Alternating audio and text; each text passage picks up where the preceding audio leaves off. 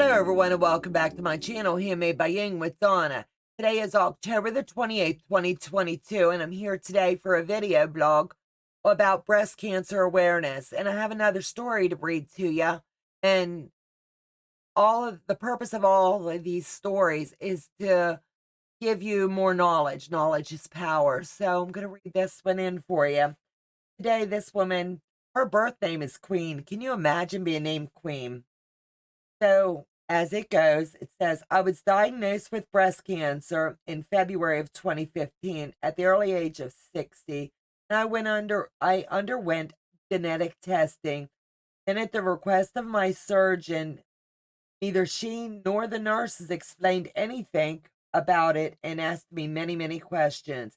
It was only after reading up on it that I had learned about the Jewish had more of a risk factor. No doctors, nurses, or mammogram technician had ever suggested or even mentioned that I needed to move forward with genetic testing. I didn't think anything of it or anything about it when they had asked. This was the way that I was living in Kansas. My mother had breast cancer, but there was no other um, cancer within my family, like breast cancer, ovarian cancer, that I knew of. I now almost nothing about the medical history of my father's side.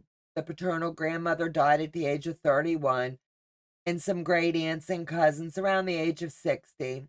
My sister wants to be tested and is appealing with the insurance and Medicare because of their denial of the coverage.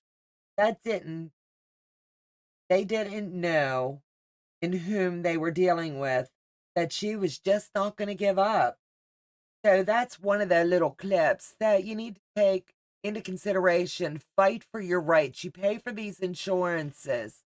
And that's basically what this lady is saying. I didn't think my brother had been tested, and neither had any of my first or second or third cousins that I knew of. I had given them all the information that I had. You can lead a horse to water, but you can't make them drink.